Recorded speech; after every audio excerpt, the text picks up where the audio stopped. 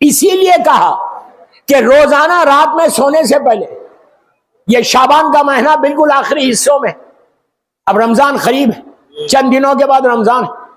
रमजान खाने पीने का महीना नहीं, खिलाने का महीना, गरीब के पेट भरने का महीना है, यतीम को खिलाने का महीना है, खुद खाने का महीना नहीं। बहरहाल तो शाबान की बस आखिरी हिस्से 2 दिन रह गए, शायद 2 या 3 दिन, जितने दिन भी अपनी मगफिरत कराने के लिए, मगफूरे बनने के लिए। हमको नहीं मालूम है कि रमजान मुझे पूरा मिलेगा या नहीं मिलेगा। कोई बोल सकता बीमार हो जाए, खुदा ना खास्ता तबीयत खराब हो जाए, अब नहीं रह सकते रोजे। उसका इस्तेमाल करो, उसके लिए तैयारी करो, मगफूरा के लिए बेहतरीन आखिरत के लिए सदा है। रमजान के फर्स्ट 10 डेज, पहले 10 दिन रमजान की रहमत के, दूसरा अशरा मगफिरत का है, माफी का है, और तीसरा अशरा 21 से 30 आखिरत के लिए। ये 3 हिस्सों में रमजान को बांटा गया, मगफूरा बनने के लिए, गुनाहों को माफ करवाने के लिए सबसे अच्छा महीना। अब बस आखिरी महीना आ गया, तो शाबान जाते जाते शाबान में अगर तुम चाहते हो कि तुम्हारी मौत आसान हो जाए, तुम चाहते हो कि तुम दुनिया से मगफूरा उठो, उसी रसूल की हदीस के कम अज कम मैं बोल रही हूं, सरकार ने कहा इस्तगफार कम अज कम 100 मरतबा दिन भर में बोलो, अल्लाह तू मुझे माफ कर दे, अल्लाह तू मुझे माफ कर दे।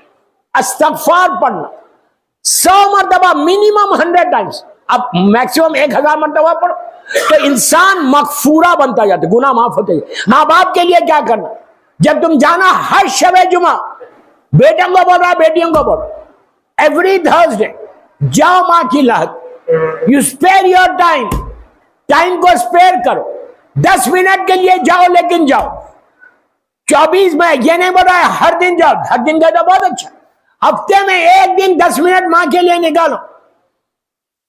याद रखो तुम औलाद, तुम्हारी सारी परेशानियां, तुम्हारी सारी तकलीफें, बिजनेस में प्रॉब्लम है, कोई बीमार है, औलाद को बोल रहा परेशान है, ये अल्लाह के रसूल का जुमला, आबिद बिलरामी का जुमला नहीं।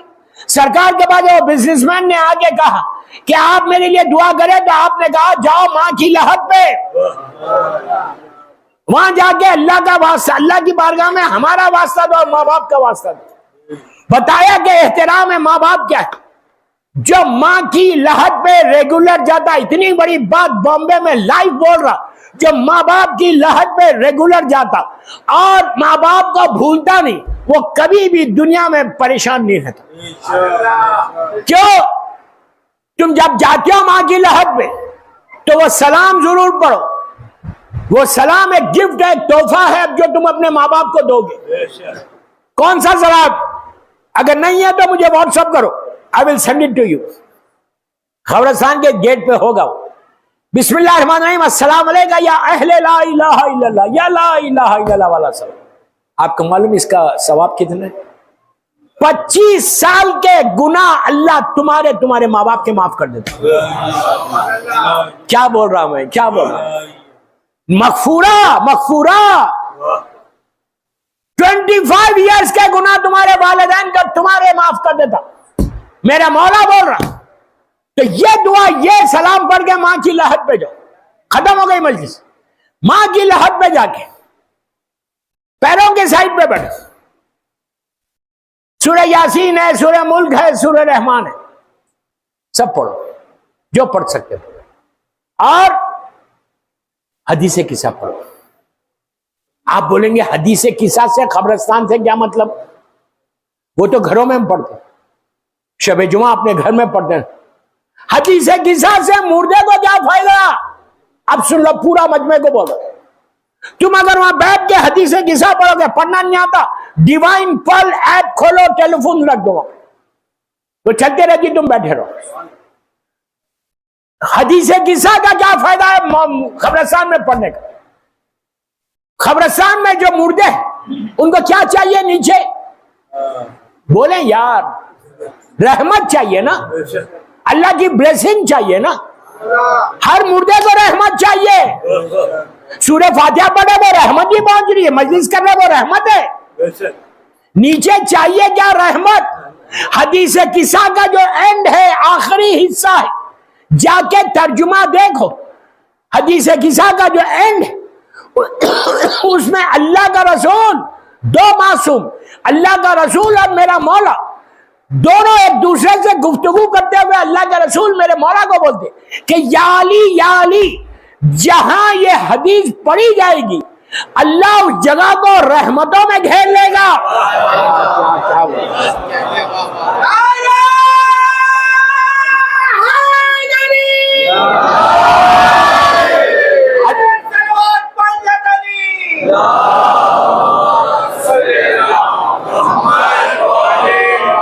अल्लाह उस जगह को प्लीज वक्त हो गया, अल्लाह उस जगह को रहमतों में घेर लेगा।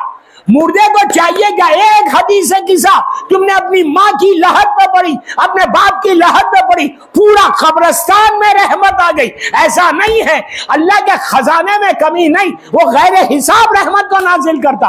ये नहीं कि माँ की पढ़ी तो माँ के पास आई, नहीं, पूरा आरामबाग रहमताबाद वो पूरा बेल्ट पे रहमत खुदा पहुंची। रहमत खुदा से होता क्या, नीचे मुर्दे खुदा ना खास्ता अगर परेशानियों में है, अंधेरों में है, तो जब रहमत खुदा आती, फरिश्ते नूर का तश लेकर आते और आगे हर लहद में अल्लाह की रहमत को देते, अंधेरे दूर होते, परेशानियां दूर होती, तकलीफें दूर होती। तो मुर्दा आंखों को खोल के पूछता ये आई कहां से, तो बताया जाता है ए माँ तू देख तेरा बेटा बैठ के हदीस किस्सा पढ़।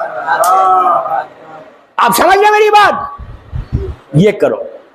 आखिरी बात, हदीस किस्सा भी जरूर पढ़ो, सूरह यासीन पढ़ो, रहमान पढ़ो, मुल्क पढ़ो, जो चाहे पढ़ो, फातिहा पढ़ो।